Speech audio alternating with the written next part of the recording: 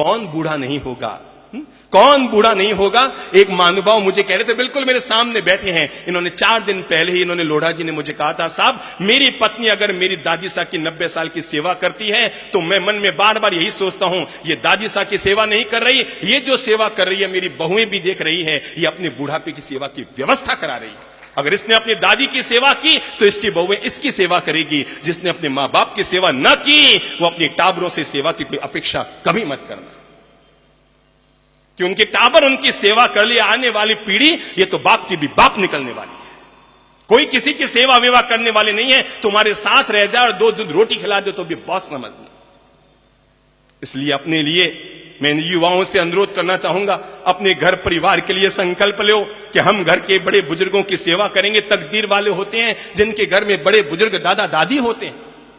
पत्नी को जीवन भर संभाल लेना, बच्चों को जीवन भर संभाल लेना। एक बार थोड़ा सा सोचो, जब वो गरीब थे तब भी तुम्हारी पढ़ाई के लिए खर्चा करते उन्होंने एक बार भी नहीं सोचा था। मैं आपको जीवन का रहस्य खोल के बता रहा हूं। ये जितने अमीर लोग बैठे हैं उनमें से आधे अमीर लोग ऐसे हैं जिनके मां बाप तुम्हारी बचपन में गरीब थे और उन्होंने अपनी गरीबी में भी तुम्हारे पढ़ाने के लिए जो खर्चे हुए, तुम्हारी किताबों के लिए जो खर्चे हुए, तुम्हारी जिंदगी का निर्माण करने के जो खर्चे हुए, शायद अपने पेट को मसोसा होगा पर तुम्हारी जिंदगी का निर्माण किया हो। और जिनके बचपन में ही पिता चले गए, कल्पना करो कि तुम 3 साल के थे, तुम्हारा पिता ऊपर चले गए थे, तुम्हारी इस अकेली मां ने कैसे तुम्हारा पालन पोषण किया होगा। आज तुम झट से कह देते हो, मां तूने मेरे लिए क्या किया? अरे उसने तुम्हारे लिए क्या किया? उसने जो किया तुम दुनिया देख रहे हो, अगर वो नहीं करते तुम दुनिया नहीं देख पाते। इसलिए कभी मत सोचना कि मां बाप ने हमारे लिए क्या किया। अरे जब वो गरीब थे ना तब भी उन्होंने अपने पेट को काट कर तुम्हारे जीवन का निर्माण किया था। कभी सोचा नहीं था खर्चा करते समय, हाँ मेरा बेटा पढ़ना चाहिए, हाँ मेरा बेटा पढ़ना चाहिए। जब वो गरीब थे तब भी तुम्हारे बचपन में खर्चे के लिए उन्होंने सोचा नहीं था। आज तुम अमीर हो गए हो।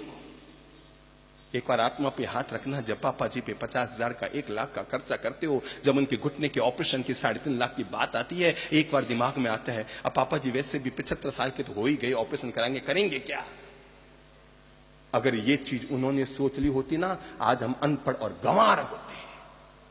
हमारे बचपन में अगर उन्होंने ये सब चीजें सोच ली होती कि पढ़ा लिखा कर करना क्या है, बच्चा तो यही बड़ा हो जाएगा, यही जी लेगा, अरे मेहनत से पैसे कमाते इसके लिए थोड़ी कमा रहे हैं, तो जरा सोचो आज आप रोटी रोटी के मोहताज होते।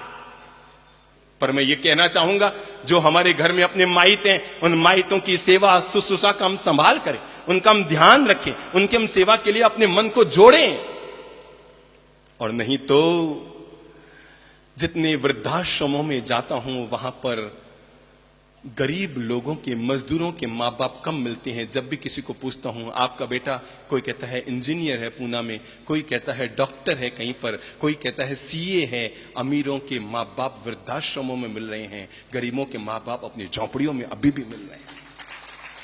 ये फर्क हो जाएगा आने वाले कल को, और ये फर्क बहुत महंगा पड़ेगा आपके लिए। जमानों में आपको सही कह रहा हूं, ये जो फर्क पैदा होता जा रहा है इस पीढ़ी में, आने वाले कल के लिए आपके लिए बहुत महंगा पड़ेगा। अरे अपन लोग तो फिर भी अपने माँ बाप को निभा देंगे, पर मैं आपको बता दूं, आने वाली पीढ़ी ऐसे आने वाली है, ऐसी उपज आने वाली है, वो अपन को पूछेंगे, पापा आप मुझे डांट रहे हैं, आपको क्या हक है? और ये न पूछ ले तो मुझे कह देना। इसलिए वयोवृद्ध लोगों के लिए मैं कुछ कहूं इससे पहले आप लोगों को सावधान करने के लिए कह रहा हूं कि हम आने वाले कल का अच्छा निर्माण करें।